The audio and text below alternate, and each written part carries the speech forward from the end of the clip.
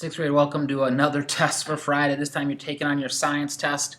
I'll try to help you out a little bit with it as we cruise our way through that. Okay, number one, it says, which of the following is a cost for using lumber to build a house?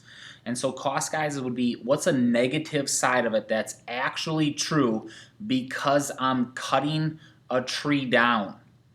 Okay, so I see the word pollution, guys, and I'm like, oh yeah, pollution sounds horrible. But cutting lumber does not really pollute oceans, guys. So don't get caught up on that. If I was a sixth grader thinking about this one, I might think a little, maybe higher than letter C for it, okay?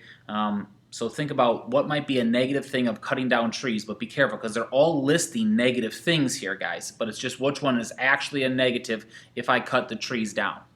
Okay, number two, the helpful hint is when we're looking at one, it only takes hundreds of years. This is written by your science book, guys. You know fossil fuels, according to your science book, take millions of years. But for me, the word eroded makes me get the correct answer. So one, it takes 100 years to form. Two, it can be eroded. This answer comes in lesson one if you're looking for it. Forests play an important role of controlling a gas. That's lesson one as well. Think about what your greenhouse gas is. Number four, 1/3 of the world's supply comes from seawater. To help you with this one, guys, think of this as ocean water. What product do we get out of the ocean that we use on our food all the time? Number five, which sentence describes how our need for energy changed? When we talked about our need for energy, guys, that was lesson two when we got started onto it. So if you want to look on page 302 and 303, it'll help you out with that one. Flipping it over, when factories began mass producing clothing, furniture, the farm machineries, what do they often use for an energy source? Guys, they talk about when they began using these things, but it's still today. Machines run on which energy source? Not where do we get the energy from, but what does it run on? In other words, I can get energy from solar, but that's not what my machines run on. My machines don't run on solar power. I need you to think, which ones do they run on? Okay, number seven talked about that human footprint map and understanding what the human footprint map describes for you. That was found on page 300 in your science book. Number 8 would be on page 304 in your science book. And number 9, as we're cruising along, would be found on page 306 in my science book. Moving on, the negative impact for number 10 would be on page 307. Next one would be found on page 309 for number 11. Why is crude oil heated at a refinery for 12 is on page 310. I'm looking at anthracite. Anthracite is described for me on page 308. And number 14 comes on page 307.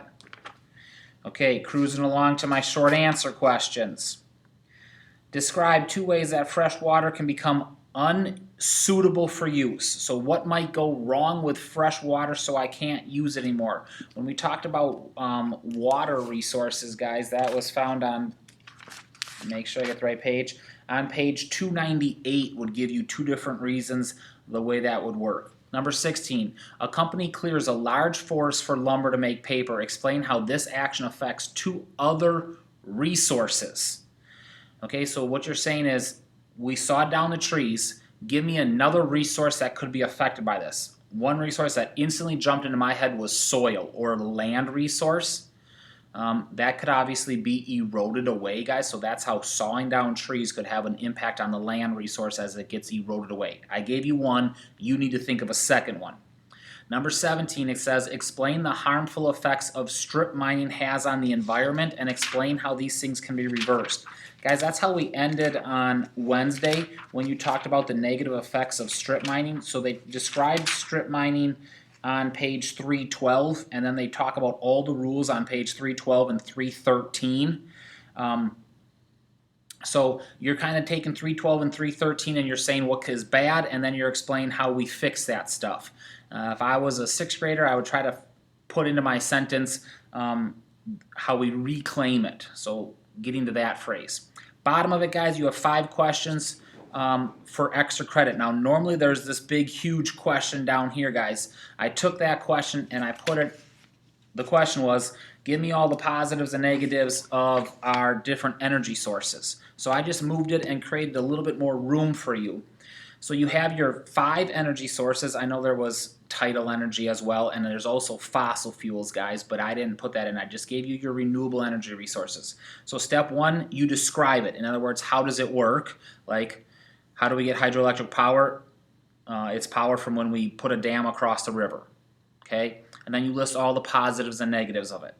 Geothermal, right there. Now, if I was a 6th grader, guys, your teacher already did this for you on Monday.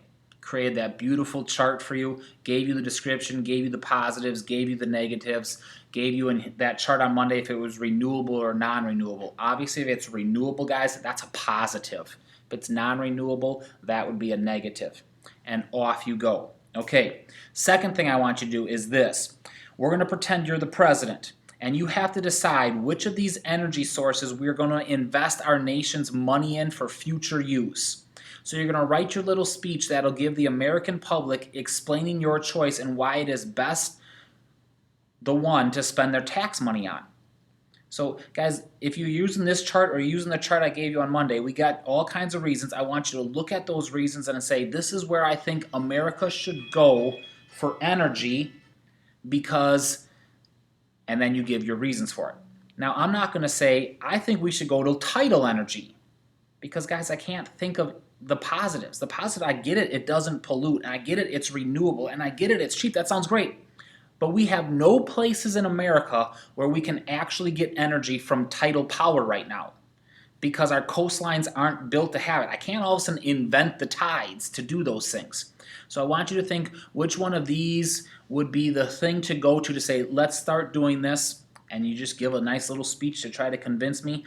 We're writing this so that I can have a glimpse of are you comprehending the positives and the negatives? Now, guys, they all have positives and they all have negatives, so you have to be able to decipher those and say, which one do I think has the best positives and the smallest negatives? And I'm going to go with that one, and I think this is where America should go into the future. All right, take your time, do your best, make sure you have good, complete answers, make sure you use the page numbers I gave you. We should maybe get some extra credit on the science test. So write down, I love science on the top of your piece of paper. Give yourself some extra credit for that. Blessings, guys.